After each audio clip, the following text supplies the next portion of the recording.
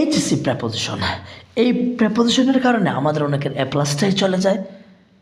Preposition হচ্ছে tricky একটা topic, তবে এইচএসসির ক্ষেত্রে কিন্তু আমরা বেশিরভাগ ক্ষেত্রে কিন্তু কি অ্যাপ্রোপ্রিয়েট প্রিপারেশন, ফ্রেজাল ভার্ব এগুলো কিন্তু আসে। এই জন্য প্র্যাকটিস করেই তোমাকে অ্যাপ্রোপ্রিয়েটগুলো অ্যান্ড ফ্রেজাল ভার্ব শিখতে হবে।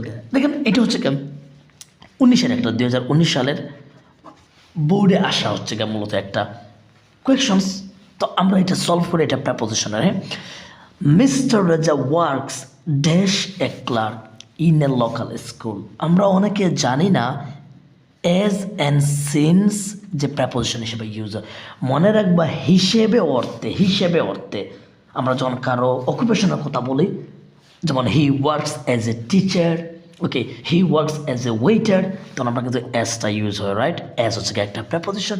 Mister Reza works as a clerk in a local school. So মনে রাখবা অ্যাজ হচ্ছে একটা প্রেপোজিশন, এটা মূলত হিসেবে অর্থে হয় না। আবার অ্যাজ হচ্ছে কনজাংশন ইউজ হয় যখন, যেহেতু এটা রিজনের জন্য আমরা ইউজ করি, তাহলে এখানে অ্যাজ বসলো না। অনেকে কিন্তু এই জায়গায় ভুল করতেই পারে। He is pure but honest, his honesty is known to, এই যে দেখো অ্যাপ্রোপ্রিয়েট, নোন টু অ্যাপ্রোপ্রিয়েট, পরীক্ষার দিন তোমার আসলেই হয়ে গেল, নোনের সাথে তুমি টু দিবা। নোন টু পরিচিত জানা, একটা ব্যতিক্রম শুধু নোনের সাথে, একটা প্রবাদ বাক্য আছে, a fruit is, okay, a fruit না আসলে a tree is known by its fruits, না? এইটা হচ্ছে একটা প্রভাব। এইটা বাদে নোন থাকলে তুমি কি দিবা? টু দিবা, ওকে। সাধারণত মানে কি most of the time two হবে। He often suffers from appropriate, সাফারের সাথে কি হয়? ফ্রম হয়। দেখো কিন্তু এখানে অ্যাপ্রোপ্রিয়েট কিন্তু বেশি আসে এইচএসসি এক্সামগুলোতে। সাফারের সাথে ফ্রম বসবে, নৌনের সাথে টু বসবে। আমরা প্র্যাকটিস করে যদি 10 থেকে 15টা শিখতে পারি, এগুলোই আমাদের ইফেক্টিভ হবে। ডেপ্রাইভড অফ, বঞ্চিত। ডেপ্রাইভ খুব ডিতে কয়েকটা আছে, খুব ইম্পর্টেন্ট। ডিভয়েড অফ, বর্জিত। ডিভাইড ফ্রম, বিচ্যুত। ডিল উইথ, খুব ইম্পর্টেন্ট না? হি ইজ ডেপ্রাইভড অফ কি থেকে বঞ্চিত? Comfort and many other things. Nevertheless he doesn't long, মানে অনেকে লম্বা ভাবতেছে, এটা লং ভার্ব হিসাবে ইউজ হয়েছে। তাহলে লং মানে desire, wish, he doesn't long for. Appropriate, long for মানে ডিজায়ার ফর, উইশ ফর, কোনো কিছু কামনা করা, চাওয়া। হ্যাঙ্কার্স আফটার, আমরা এটা সবাই পারি নাকি? লোভ করা, কোনো কিছু পিছিয়ে ছোটা। হ্যাঁ, he never hankers after name and fame, নাম এন্ড যশ খ্যাতি। He leads his life by honest means, এটা একটা ফ্রেজ, সৎ উপায়ে, মাধ্যম হচ্ছে বাই অনেস্ট মিনস, অথবা থ্রু অনেস্ট মিনসও দিলে হবে, উপায়ে। Okay, he leads his life by honest means. He is satisfied with, pleased with, satisfied with হয়। He is satisfied with what he has, মানে তার যা আছে সেইটাই না খুশি। But sometimes he ran into, এই যে একটা ফ্রেজাল ভার্ব, রান ইন্টু, ঋণগ্রস্ত হওয়া। ড্যাথ, এটা ড্যাপ না, death. And property is responsible for appropriate. আমরা একটু আগে রেসপন্সিবল ফরটা পাইছিলাম রাইট ফ্রম ভার্বে। এই জন্য রিডিং পড়ার কিন্তু বিকল্প নাই। ইংরেজিতে ভালো স্কোর করতে হলে তুমি কী করতে হবে? রিডিংটাকে হ্যাবিটে নিতে হবে, রিডিং অ্যানালিসিস করে করে পড়তে হবে। Okay, however he doesn't like to depend on, so depend on দেন হচ্ছে কি মানে কি রিয়ালাই অন, ঠিক আছে?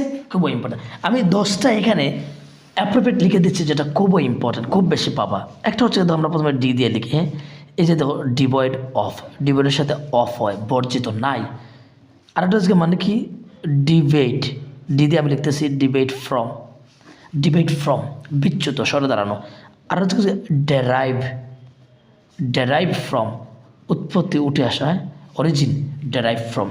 দেন একটু আগে আমরা পাইছিলাম আসলে ডেপ্রাইভড, বঞ্চিত, ডেপ্রাইভড অফ।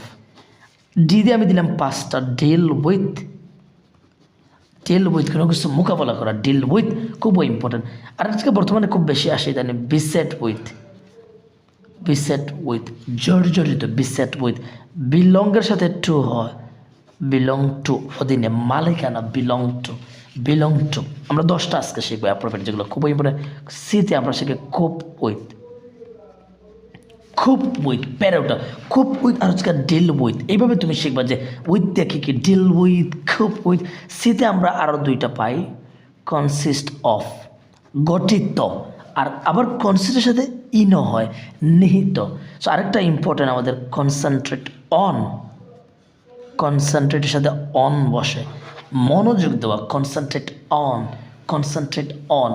আমরা এতে কিছু একটা যেটা বেশি আসে, এর মধ্যে যেগুলো আসে খুব বেশি, দেখো হচ্ছে কি মানে কি অ্যাডহিয়ার টু, লেগে থাকা, অ্যাডহিয়ার টু, অ্যাডহিয়ার টু লেগে থাকতে করলে 1টা 2টা 3টা 4টা 5 6 7 8 9 10 11। সো তোমার দরকার প্রতিদিন 10 থেকে মানে কি 15টা অ্যাপ্রোপ্রিয়েট প্র্যাকটিসের মাধ্যমে শিখে ফেলো। দেন এগুলো যদি আমরা রিডিংয়ের মাধ্যমে আরও বলো, তখন আমাদের ইংলিশের এফিসিয়েন্সি কিন্তু আরও কী হবে, ডেভেলপ হবে। সো নেক্সট আমি আরেকটা কোনো একটা টপিক নিয়ে প্র্যাকটিস করবো, আমরা প্র্যাকটিসের মাধ্যমে শিখবো। So it's well and stay connected.